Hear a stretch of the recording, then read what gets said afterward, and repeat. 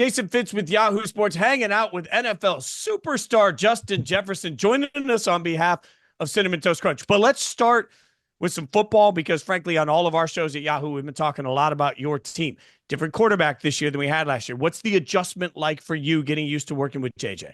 Last year he got hurt and just wasn't able to really, be, hands on and being locked in into, the play calls, connecting with the receivers and everything else that goes on with being the quarterback. So I think now he's just, becoming more confident, more settled in, I would like to say, as his teammate and, just as a captain of the team, just trying to, just make him dialed in every chance that I can. And our lockers are right next to each other. So every chance that I get to talk to him about, football, about anything that goes on outside of football, just try to get to know him as much as I can. Because, when the season comes and whenever we're locked in, I want him to be just as confident as I am of him to make the plays out there. Your coach, Kevin O'Connell, gets so much credit as being sort of a quarterback whisperer. What is it about this offense and your coach that allows quarterbacks to be successful with you? Yeah, KO is, a great coach. His ability to really connect and really bond with the players is a top tier. He has that chemistry with us, and he has the ability to talk to us about anything. And I feel like he made us comfortable to really,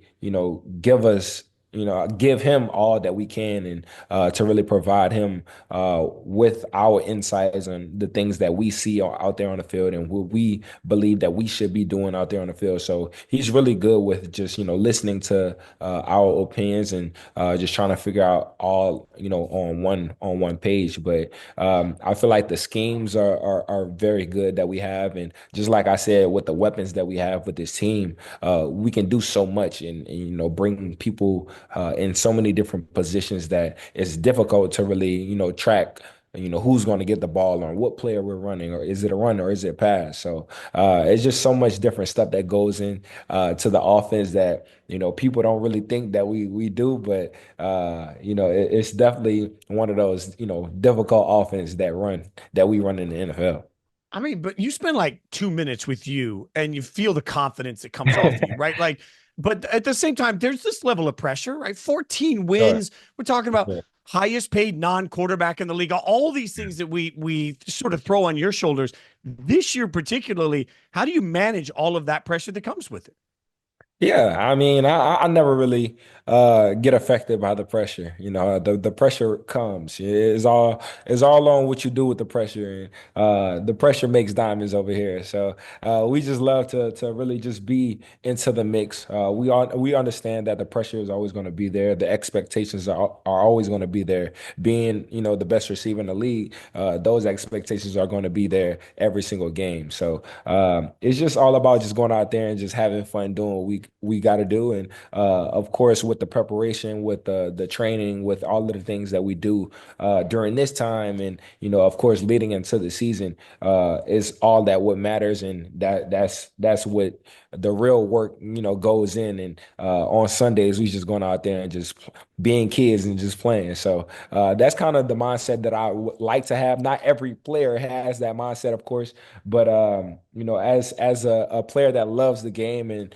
as a kid always enjoyed being around the game, I just try to have that same mindset of just going out there having fun and just playing the game that I've always played since I was 7 years old. You also love flag football, and a lot of people talking about flag football coming to the Olympics. What would it mean for you to get a shot at being an Olympian?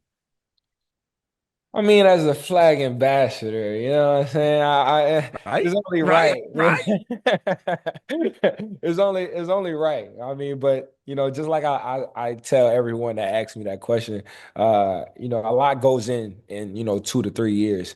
So the Olympics in 2028, and of course, they'll two to three more seasons away. And we don't really know what's going to happen with our bodies, of course what goes on during the off season.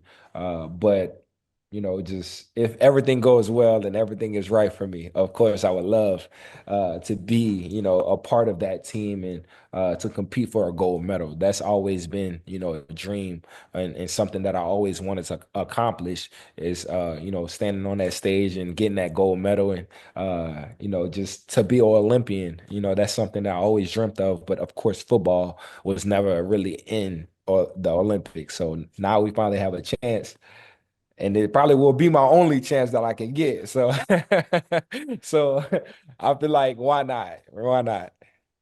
I don't know. You danced around that. I'm a professional dancer on that one and professional politician. You handled it perfectly. Like, what is it about flag football that you love, though? Just the whole team spirit, and it's not about the contact. It's I feel like the less contact, of course, the less injuries that we have, and of course, we got a little taste of it in Pro Bowl. We switched the game from a regular game into the flag football game. So I felt like that was a way better transition. We had way more fun with it. And just the ability to really just run around the field and to really throw the ball around it. I feel like it was way more of a better experience for fans and for players than the regular traditional game. We didn't want to really get hit. We didn't want to, get hurt, of course. So the football pads and helmet was, that's something we didn't really want to get into, but flag football is something that we can really enjoy, and I feel like it's more skillful. Should wild card teams with a better record actually have home field in the playoffs? Yes, I mean, especially with the season that we had last year and to go, play away, it definitely was a little different. Of course, we would have loved to, have that home field advantage, of course, and we definitely had an opportunity to have, home field advantage. It definitely needed to go into consideration and something that we needed to figure out because, having 14 wins and only two losses normally doesn't really go on away to play away in the playoffs. So it was definitely different. We definitely had the opportunity to play home field, with the last game in Detroit.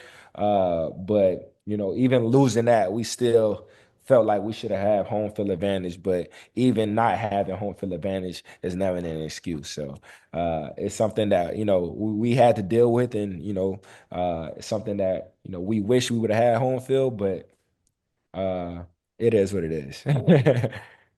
What I'm certain of is you're going to dominate, and you're going to eat. Sure. You're going to eat so much cinnamon toast crunch along the way that this season's going to be even better for you than last year, man. Thanks for the time. I Sure. appreciate you hanging out with me. Thank you. Congrats on Much everything. It's love. fun to watch Yes, you. sir. Thank you. Thank you, Appreciate it. bud.